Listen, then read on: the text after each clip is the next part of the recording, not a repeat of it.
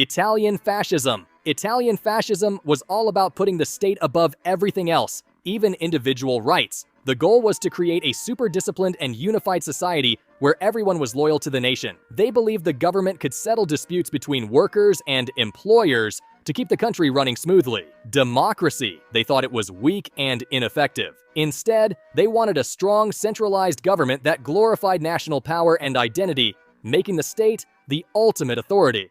Nazism. Nazism took nationalism to an extreme and mixed it with racism. It was all about building a racially pure German state, centered on the belief that Aryans were superior to all other races. They saw communists and others they labeled undesirable as threats that had to be eliminated. The Nazis aimed for a totalitarian government while expanding German territory and bringing the country back to power after World War I. Japanese Fascism. Japanese Fascism combined a strong military culture with absolute loyalty to the emperor, who was treated as a god. They wanted to make Japan self-sufficient by expanding into other territories and growing their industries. At the same time, they emphasized traditional Japanese values like discipline, loyalty, and sacrifice for the nation. Western influences were seen as a threat to their culture and were rejected. Spanish Fascism. Under Franco, Spanish fascism had a unique spin. It was more conservative and religious than other forms of fascism. Franco's regime wanted to restore traditional Spanish values, heavily tied to Catholicism, and crush regional identities like Catalan and Basque cultures. It wasn't as focused on expansion like Italian fascism or Nazism, but instead prioritized internal stability. They fought hard against leftist ideologies, promoting a strong authoritarian state to keep Spain under control. Clerical Fascism. This form of fascism was a partnership between religion and authoritarian regimes. Religious leaders worked hand in hand with fascist governments to promote moral and social order based on their faith. Catholicism played a major role in several countries, where it was used to legitimize the regime's authority. At the same time, these governments cracked down on opposition, claiming they were defending religious and national values.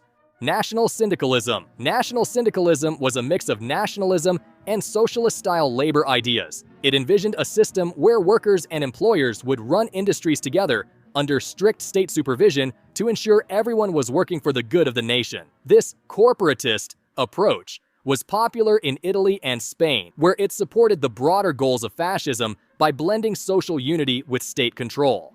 Neo-Fascism. Neo-Fascism is the modern version of fascism that emerged after World War II. It keeps the nationalist and authoritarian vibes, but updates them for today's world. Instead of focusing on militarism or dictatorships, neo-fascists often promote xenophobia, anti-immigration policies, and resistance to globalization. They try to appear more legitimate, avoiding the extreme violence and open racism of old-school fascism, but their core ideas are the same.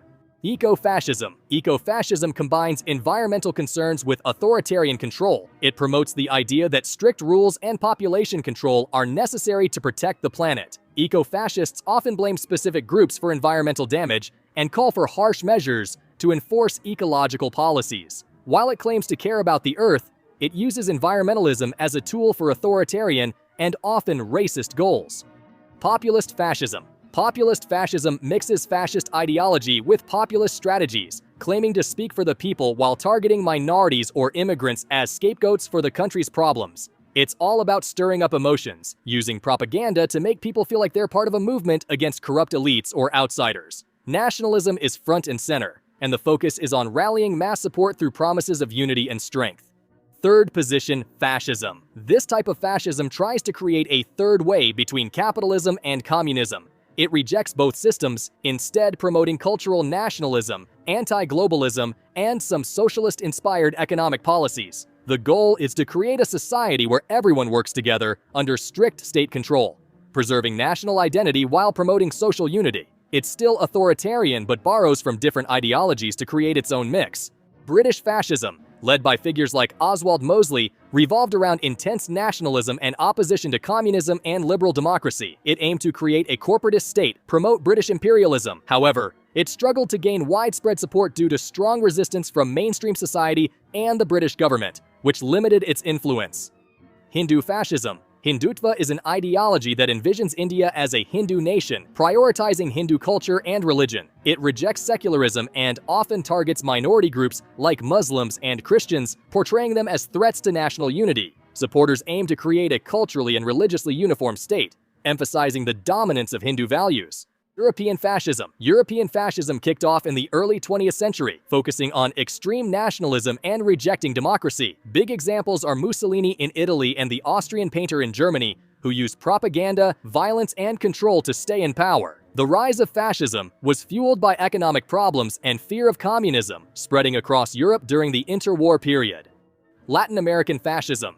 In countries like Argentina and Brazil, fascism took on unique forms that combined nationalism, corporatism, and anti-communism. Leaders like Juan Perón in Argentina developed a blend of authoritarian populism with social welfare programs to attract the working class. This version of fascism emphasized loyalty to the state and often used propaganda to reinforce its message.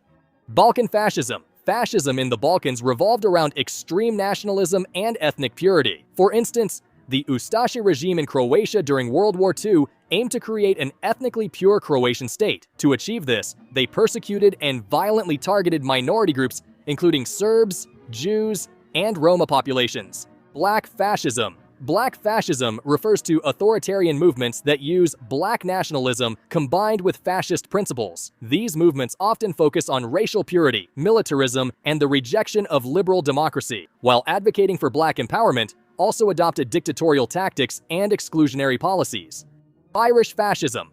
Irish Fascism emerged in the early 20th century, combining extreme nationalism with authoritarianism. It aimed to create a unified, Catholic, and conservative Irish state, rejecting both British influence and socialist ideas. Groups like the Blue Shirts, led by Ian O'Duffy, sought to promote order and national pride, using paramilitary tactics and violent suppression of opposition. While never fully realized, Irish fascism drew on the desire for independence and nationalism, blending those ideals with militarism and centralized control.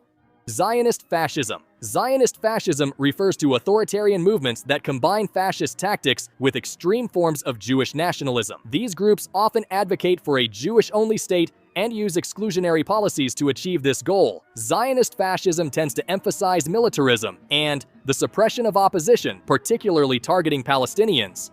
Fascism. Fascism is a far-right political ideology characterized by dictatorial power, strong authoritarian control, extreme nationalism, and suppression of dissent. It often promotes a centralized government led by a single leader, emphasizes the unity of the nation, and can involve aggressive and expansionist foreign policies. And in their belief, the citizenry of the nation are weak divided, but strong united under the banner, whether that banner be of state, nation, army, or really anything of the like, much like the tight-bound sticks of a fascist.